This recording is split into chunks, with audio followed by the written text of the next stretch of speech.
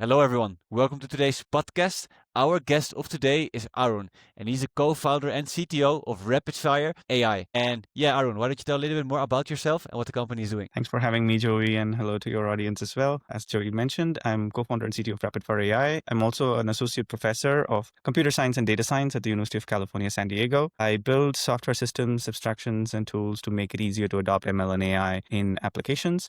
And RapidFire AI is building a software tool for rapid customization of LLMs for your use case, whether it is RAG, context engineering, fine-tuning, and post-training, and it is available in the open source, based in research done at UC San Diego. Very nice. And out of all the type of companies you guys are serving with RapidFire AI, what kind of company benefits the most from what you guys are doing? Yeah, from our market kind of discussions with the potential customers and design partners, I would say there are two kinds of companies that would benefit the most. One is enterprises that are looking to adopt LLMs, could be closed model APIs like OpenAI or self-hosted models like Llama for building like chatbots and document analytics use cases. There to get their eval metrics to be really good, they could use RapidFire AI and reduce the amount of resource bloat that they face. It's very expensive to get these pipelines deployed. And we've heard from many surveys that almost 90% of these projects fail because they don't reach the eval metrics.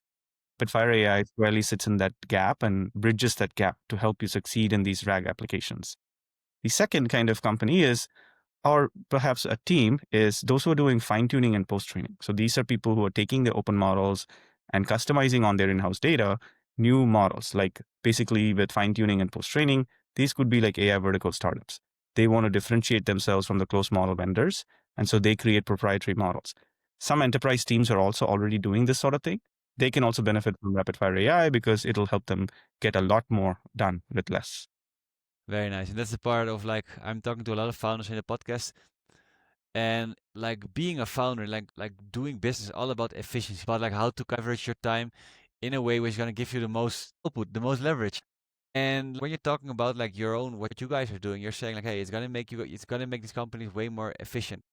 And what's the risk if companies are saying like, hey, we can just do it ourselves. We don't need this kind of tools for our company. What is the risk if these companies who might need what you guys are doing, but they're still stubborn and don't want to do it themselves? Yeah, that's always a question companies need to think about, this build versus buy decision, right? And often it ends up the case that unless you have requisite expertise in house, build will become much more expensive and has higher chances of failure. And so we are hearing from a lot of organizations that their RAG chatbot deployments haven't gone through because they don't have the in-house expertise to make sure that that is tuned correctly and is set up correctly. The other risk is cost overruns.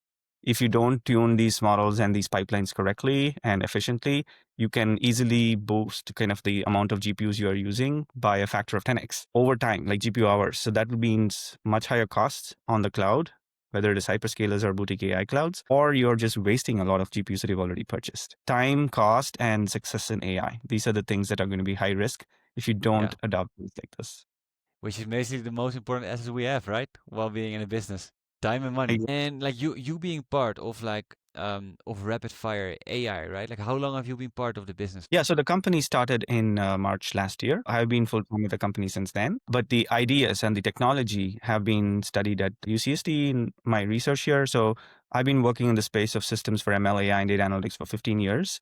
And over the last almost decade at UCSD, I have studied issues of deep learning and LLMs, usability, scalability, ease of integration with applications. 5, 6 years of research has informed the RapidFire AI product. We have deployed some of these software prototypes with domain scientists at UCSD, public health, neuroscience, and also the San Diego Supercomputer Center, and so on. So we're not starting from scratch, even though the company is just 1.5, almost 2 years old. Interesting. You guys started like 1.5 years ago, but there's like what you're saying. There's a ton of experience in the background, and I think this Correct. should be the way how people should actually found a business. It's not just, hey, let's be a founder, right? And let's just put something into the market. No, it's actually by living like through like living your experience, you kind of gain knowledge, and about you gaining knowledge, you kind of find out where there are potential gaps. When you're doing something, you actually know it's a fit for the market inside instead of you trying to push something which might not even be needed from the world. That's true. I love to say I don't know enough about the startup landscape as much because I'm still an academic and this is my very first startup attempt. I know both sorts of companies exist, and At the end of the day, the market gives us the answer. Is there a need for the product? Is there a need for this? Is there enough value being generated? I've been inspired by a lot of other academics who have kind of done similar things where they've kind of felt the pain in their own world and in their own applications, and then they launched a startup based on it. Like Databricks is like that, Anyscale is like that, Snorkel AI. These are all people that I know, and so all of that motivated me to come to the startup world.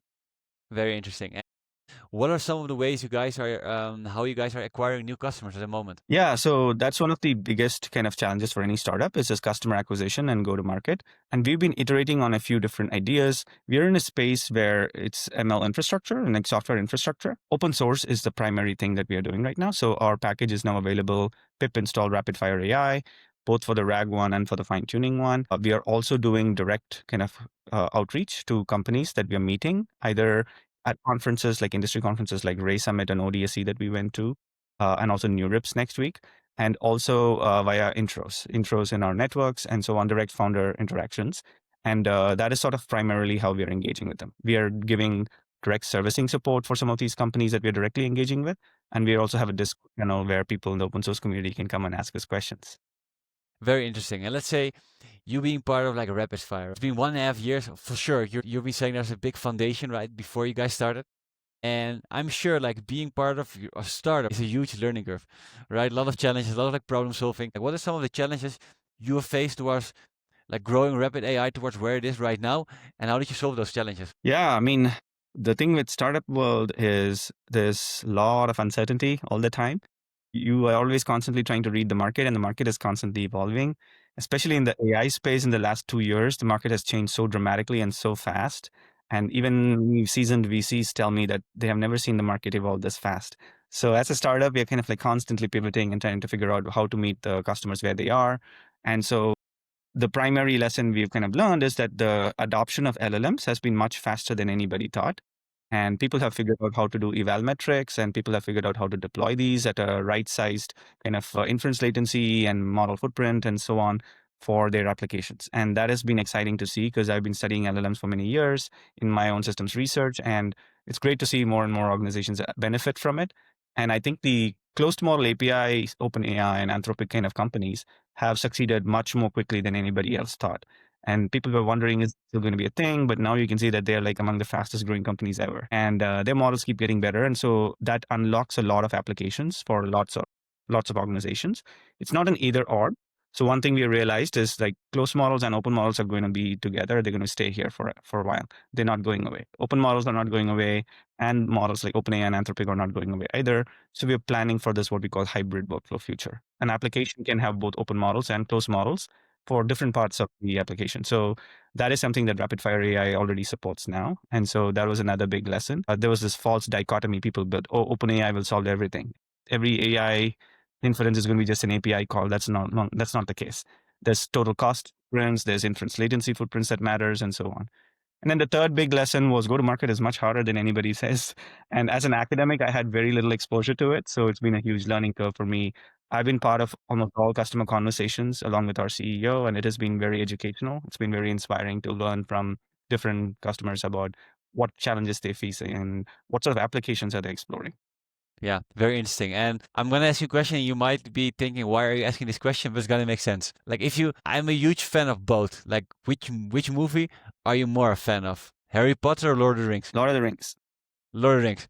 Okay, so then you probably I know. love both too, but I love Lord of the Rings more. Yes. Yeah, so let's say you can be Gandalf for one day, and you can hold like this kind of magic staff of Gandalf, right? And with this magic staff of Gandalf, you could solve any problem in the business right now with just a couple of seconds. What kind of problem would you choose at rapid fire which you would solve if you could be Gandalf with his with his magic stick for one day? Interesting. Yeah, I think my solution there would be it should be dead simple to build an end-to-end AI application for anyone using plain natural language. If I want to build a chatbot to chat with my documents, I just want to say in one sentence what I want, and an automated system figures out how to build that pipeline. That is something that we are working towards at RapidFire AI as well, but it requires putting together a lot of pieces. So ultimately, that would be great. Like imagine like the Jetsons world, right? Like where you have robots helping you things and so on. I think the world is heading towards more natural language interfaces for software. And so I think right now, building AI applications is still very hard. And so there's a lot of nuances and metrics to handle and so on. We are trying to make that process simpler. So if I was Gandalf, I would say in just one sentence, I should be able to build a very successful chatbot for, say, my document analytics or my customers, or build a very successful computer vision pipeline for some of my video feeds and so on, without having a lot of expertise. Love that. So when you kind of have a question, boom, you get like an answer straight away, whatever like specific kind of niche you have. It's sort of the North Star. Democratize AI for everybody. I love it. And I think what we always say, I was listening to a podcast, I think a couple of weeks ago, and said that when you have this goal, you should reach as high as possible, the kind of highest goal you can have as a business. Because if you reach as high as possible, even if you don't even reach that, like you're still at a pretty good place. Yeah. Or you end up on the moon, something like that. I think something like that. I think the stars are higher than the moon. I think what you're saying is correct. Let's say this is going to be an interesting question. From all the founders who are watching this podcast right now, if you just could give them one piece of advice and they can start implementing it straight away after the podcast, what kind of advice would you give to these founders who are watching this podcast right now with all the experience and knowledge you've gained among the years? Okay. I think the most important advice I can give is talk to a lot of customers and potential customers and design partners and listen carefully to what they're saying. Listen honestly to what they're saying. Don't bring your own preconceived notions and priors and biases to it, but honestly sit and assess what they're telling you. And based on that, decide where you want to go on your market direction. Of course, you have to balance that with your vision and in what you want to build. You're not building just a consulting company that just solves their particular use case. You want to build a product and you want to build a software product. So that's a balancing act.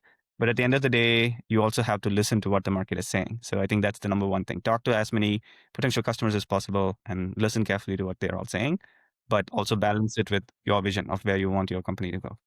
I love it, right? Because you can have like your vision, you have the most amazing vision, but if it doesn't sell, the company is not going to exist, right? So you should always combine your vision with what actually needed into the market. Right. Yep. And Right. that's what they call product market fit, I guess. But at the end of the day, it's a very challenging and iterative process. And so I would say be prepared for a lot of disappointments. You might come with a preconceived notion and customers will just kind of shut it down. Or customers might spark new ideas that actually inspire you. And then now you expand your product in a different direction. Yeah, be open to it. Uncertainty is part of the game. And yeah, that's sort of what I would recommend. Yeah, I love what you're saying. Uncertainty, right? It might not be easy, but if doing business was easy, everyone would be like the most amazing founder, right? So everything which is hard is actually worth fighting for, worth striving for. So to say, Exactly. as cheesy as it sounds, it's like as true as it gets. Absolutely. I mean, yeah, starting a business and then sustaining it and then growing it, it requires a lot of grit. You need to have a lot of internal motivation as well. And you really want that to happen. Otherwise, it's very easy to get discouraged and very easy to kind of get burned out. I've had similar experiences with academia. I was an assistant professor and then I got tenured in 2021. Academic assistant professor, like pre-tenure, is also like that. You have to kind of have a lot of grit. You have to have a lot of speed in executing, and you might have proposal rejections, paper rejections, but you still have to get through it and then come out on the other side. That has been sort of like a crucible for me. Like it was like helped me kind of understand uncertainty and navigate uncertainty. So I think that sort of what I brought to the startup world as well. Yeah, very interesting. And for the people who are watching this podcast right now, and they're like, "Hey, I want to connect with more with you, Aaron, or RapidFire AI." What are the ways how they can do that? Yeah, sure. I'm on LinkedIn. I'm also on Twitter or /X. Arun Kumar, and you can search me there. My email address is arun@rapidfire.ai if you want to connect with us about RapidFire AI. And of course, I also have an academic account. You can search Arun Kumar UC San Diego and you'll find my email there as well. So, all right, Aaron, thanks so much for being on the podcast, for sharing all your value, sharing all your knowledge. For everyone who's watching the podcast right now, I'm going to make sure to put the links of Aaron and the company down below so you can easily find it. And thanks for tuning in and see you in the next episode. Thank you, Aaron.